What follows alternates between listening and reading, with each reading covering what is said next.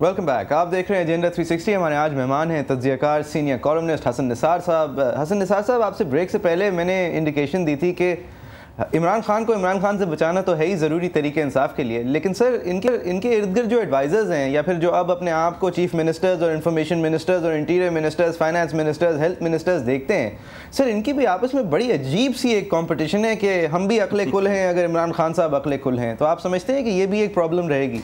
یہ بھی میں آپ کو بات بتاؤں, یہ بھی عمران سے بچانے والی بات ہے, چونکہ یہ اس قسم کا جو ایلیمنٹ ریف ریف ٹائپ اور بہت ہی مطلب چھچورا ٹائپ ایلیمنٹ جو ایک جلسے کے بعد ہی جو توازن جنہوں نے کھو دیا ہے, یہ بھی میں نے گفٹ نہیں کیے عمران کو, اینڈ آئی ایم شیور آپ نے بھی کوئی ٹی سی ایس کے ذریعے نہیں بھجوایا ان کو. یہ اپنا ہی اس کا انتخاب ہے.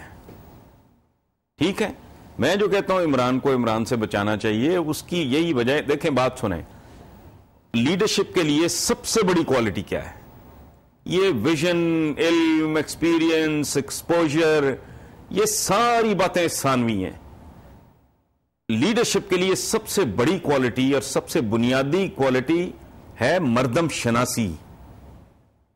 لیڈر کو یہ پتا ہونا چاہیے کہ کون سا آدمی کس کام کے لیے بہترین ہے, چونکہ کوئی بھی آدمی نہ عقل کل ہے اور نہ ہر شعبے میں مہارت رکھتا ہے. زیادہ سے زیادہ یہ ہے کہ پوری زندگی میں آپ بہت محنت کر کے, بہت اگر آپ فوکسڈ ہو تو آپ کسی ایک آدھ فیلڈ میں تھوڑا سا آپ سٹینڈ آؤٹ کر سکتے ہیں یا کلیم کر سکتے ہیں کہ یار آئی ایم فیملیئر اور چلیں یہ I'm good at it.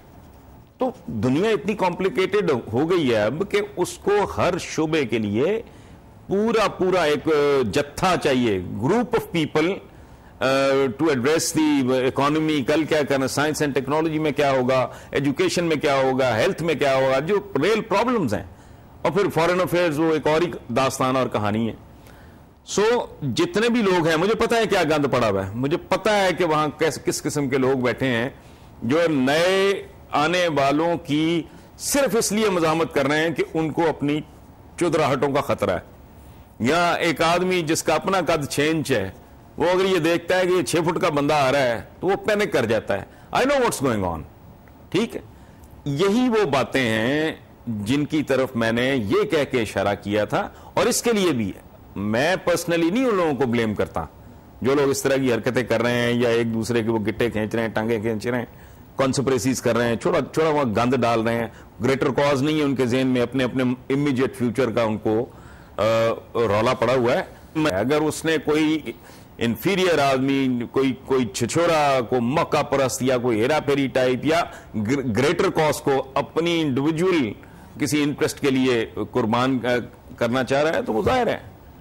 اور خاص طور پہ اس طرح کے معاملات میں جو پارٹی ٹیک آف سٹیج پہ ہے, ابھی تنظیم بننی ہے یا بن رہی ہوگی, مجھے لمبا چوڑا اندازہ نہیں ہے, تو یہ تو وقت ہے بہترین لوگوں کو. لیکن حسن نثار صاحب دیکھیں, آپ کی بات اپنی جگہ, آپ کا پوائنٹ بالکل درست ہے, لیکن ساتھ ہی ساتھ یہ بھی تو سمجھیں کہ یہ وہ بھی موقع ہے کہ عمران خان صاحب اور ان کے ارد گرد لوگ جو ہیں وہ یہ غلطی نہ کریں کہ جو بنیادی وجہ بنی ہے لوگوں کو ان کی طرف راغب کرنے کی, جو کہ ان کی ایمانداری ہے, دوسروں سے ان کو ڈفرینشیٹ کرنے والی جو کیریکٹرسٹکس ہیں, ان کی انٹیگریٹی ہے, جس طرح میں نے ذکر کیا, انہی کو نہ کہیں کمپرومائز کر دیا جائے الیکٹیبلز کو لینے کے لیے. پھر تو فرق نہیں رہ جائے گا نا. لوگ کہیں گے پھر آپ میں اور نواز شریف میں, آپ میں اور پیپلز پارٹی میں فرق کیا رہ گیا. تو ایک طرف یہ بھی تو کیئرفل رہنے کی ضرورت ہے. نہیں, قطعاً نہیں. I do not agree with you at all. میں نے تو یہاں تک کہا ہے کہ بھائی اگر تمہیں بہت صاف ستھرے لوگ چاہیے تو حوصلہ کرو, پھر کھڑے ہو کے جلسہ عام میں کہو کہ مجھے سوائے صاف ستھرے کے کسی کا ووٹ بھی نہیں چاہیے. اس ملک میں 500 ووٹ نہیں ملے گا. یہ بات نہیں ہے. نبی کریم نے جو رول ماڈل ہیں, the greatest human being ever born, جن کی ہر ڈائمینشن اتنا ملٹی ڈائمینشن شخصیت ہے, ان کی زندگی ہمارے آپ کے سامنے ہے.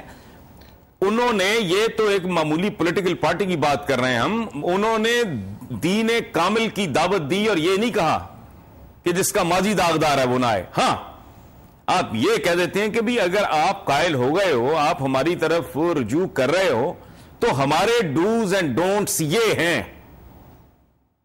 اگر تم ایک دفعہ ہمارے ایرینا میں آ گئے, پھر ان کو آبزرو کرنا پڑے گا. اگر تم کر سکتے ہو تو تمہارا ماضی تمہارے ماضی کے ساتھ چلا گیا. ہمارے ساتھ آنے والے دنوں کی بات کرو. ایک تو یہ رویہ کہ جی وہ پاک باز لوگ آ جائیں, یہ درست نہیں ہے. اب وہ عمران نے کہنا شروع کر دیا, کیونکہ میں نے اس پہ بہت پروٹیسٹ کیا تھا کہ اب وہ آسٹریلیا سے میں لوگ لے آؤں. جب آتے نہیں تھے تو لوگ تانا اس کو دیتے تھے کہ تمہاری طرف اٹریکٹ نہیں ہو رہا ہے الیکٹیبلز یا جو اپنی اپنی جگہ مضبوط لوگ ہیں. اب آ رہے ہیں تو اس کا تانا دیا جا رہا ہے. ہم تو عجیب و غریب لوگ ہیں, کسی طرف چین سے نہیں بیٹھتے. اصل بات یہ ہے کہ لوگ آئیں اور ان کو ریفارم کیا جائے.